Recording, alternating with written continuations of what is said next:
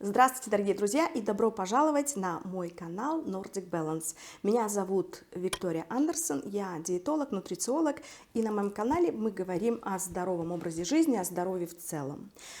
Друзья, сегодня я хочу с вами поговорить об очень важной теме, о теме желчного пузыря и камнях в желчном пузыре. Тема эта очень сложная.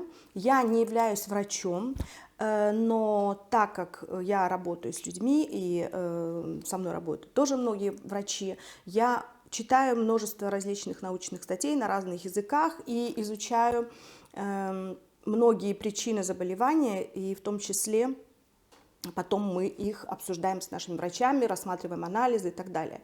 Я сегодня хочу вам рассказать очень просто, или, как скажите, примитивно, какие проблемы бывают с желчным пузырем. Итак, вы должны понимать, что желчный и печень – это два самых верных друга. То есть это, как понимаете, да, мы с Тамарой ходим парой.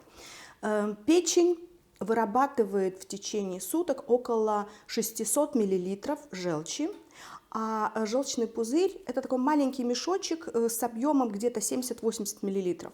И в этом маленьком мешочке желчь, выработанная печенью, концентрируется до 20%. Потом, когда мы с вами съедаем какую-то пищу, наполненную жирами, к примеру, да, эта пища попадает к нам в желудок, где с помощью кислоты, то есть нашего желудочного сока, происходят пищеварительные процессы.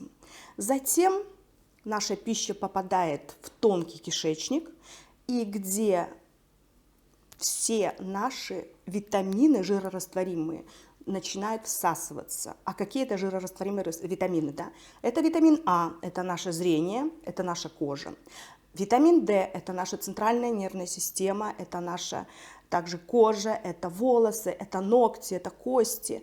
Витамин Е – это наше сердце. И витамин К – это транспортировка нашего кальция. И потом уже из тонкого кишечника все остальное приходит в наш толстый кишечник. Но как же образуются эти самые камни в желчном? Так вот, друзья, сейчас я вам расскажу. Попытаюсь, опять же, очень просто. Да? Холестериновые сгустки, они образуются в такие некие холестериновые уплотнения. И потом образуется песок. Эти песчинки соединяются между собой и образуются камни. Теперь я расскажу так, в мультиках. Представьте себе, что вот эти самые холестериновые уплотнения – это такие непослушные дети. И вот если на этих детей не обращать внимания, то эти дети, подрастая, попадают в какую-то плохую компанию, потом они попадают в какую-то группировку, потом в какую-то банду, и все это заканчивается очень и очень печально. То же самое происходит и с нашими процессами в желчном. За порядок в нашем желчном отвечает именно хорошей, нормальной консистенции наша желчь.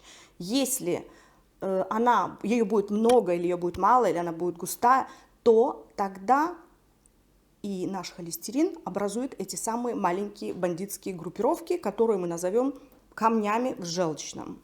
Камни в желчном способствуют препятствию выхода желчи из желчного пузыря, а из-за застоя желчи в желчном пузыре стенки желчного делаются такие, знаете, неэластичными. Они теряют свою эластичность из-за солей. Это большая концентрация в нашей желчи имеет соль. И стенки не делаются не такими эластичными. И, естественно, нам врачи рекомендуют просто-напросто удалить желчный пузырь. Какие бывают симптомы? Это прежде всего плохое пищеварение, проблемы с пищеварительной системой, это вздутие живота, это газы, да, это непосредственно запоры, диарея. Всему этому нужно обязательно уделить внимание. Еще такой симптом: у вас может появиться боль под правым ребром, ниже грудной клетки, да, и еще очень важно, обратите внимание, чтобы у вас не было боли в правом плече, которая отдает в шею и идет прям как в голову эта боль. Вот понаблюдайте за собой. Ну, а что приводит к проблемам нашего желчного и камням в желчном? Это, конечно же, безжировые диеты. Если вы питаетесь какой-то куриной одной грудкой и экономите на всех жирах, то обязательно у вас, ну, ваш организм вас спросит: ну а зачем мне нужна желчь, если мне нечего, как бы нет жира, для чего это нужно, да? Потом высокое количество эстрогенов. Наши дорогие девочки, которые принимают с раннего возраста противозачаточные таблетки, это тоже может повлиять на как бы образование этих камней. Ожирение печени, дорогие мальчики, те, которые злоупотребляют пивом, будьте осторожны, тоже приводит к возобновлению как бы, или образованию этих камней. Инсулин, высокий инсулин, он получается в нашем организме как? Из-за плохих жиров и сахаров. И кортизол, высокий уровень кортизола тоже способствует образованию камням в вашем организме. Дорогие друзья, что же делать? Какая профилактика может быть? Как предотвратить эти болезни? Ну, прежде всего, я вас всегда призываю сходить к врачу. Сходить к врачу и сдать анализы. Сделать, прежде всего, УЗИ печени и желчного пузыря. Сдать общий анализ крови. Сдать биохимический анализ крови. Сдать свою желчь на проверку. Проверить ее консистенцию.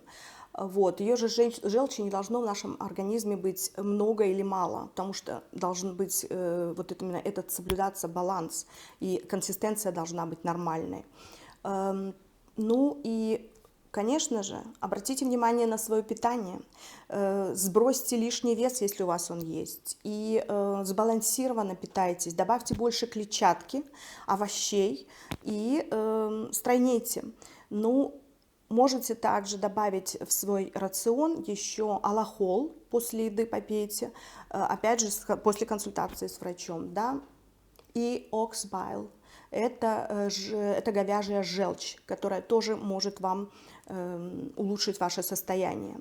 И еще я вас всех очень-очень прошу, вы знаете, я работаю с людьми со всего мира, и многие, особенно женщины, которые где бы то ни жили, в Америке или в Дании или в Швеции, возвращаются на родину, в отпуск, к примеру, они сразу же бегут, делают обследование всего организма. И знаете, как очень часто бывает так, что приходишь к врачу, и они тебе сразу же ставят какие-то диагнозы. Они тебе сразу говорят: вот у тебя того нет, или тебе это нужно сделать, или это тебе нужно удалить и так далее. Это все равно как машину привезешь на сервис, станцию техобслуживания, да, и они тебе всегда что-нибудь скажут: ой, у тебя фильтр там нужно поменять, или в машине, не знаю, там в air condition тоже что-то нужно добавить, или... В общем, всегда что-то найдется.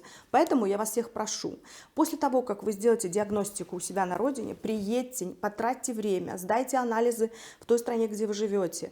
И, не знаю, поставьте, если у вас будет какой-то диагноз, проверьтесь еще одного врача. У меня была одна такая девочка, которой удалили желчный пузырь только из-за того, что у нее был один камушек в 0,5, ну, то есть вообще малюсенький, понимаете? И она бы могла спокойно жить, и можно было бы этот камушек вытащить каким-то другим образом, да, там лазером. Есть же море всяких сейчас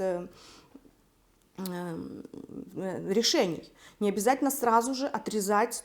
Мы рождены со всеми органами. Природа нам зачем-то все-таки их дала, значит, они нам нужны, и поэтому давайте их беречь. И помните, что ваше здоровье только в ваших руках. Если вы о себе не позаботитесь, никто о вас не позаботится. Пожалуйста, дорогие друзья, будьте здоровы, кушайте вкусно, красиво, стройнейте и следите за своим здоровьем.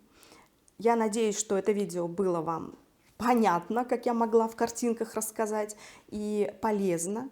Еще раз призываю вас следить за своим здоровьем. Всех вам благ. И с вами была сегодня любящая вас всех Виктория. До новых встреч. Пишите ваши комментарии, подписывайтесь на мой канал, задавайте вопросы, и мы с вами будем разбирать новые и новые темы. Жду вас всех. До новых встреч. Пока!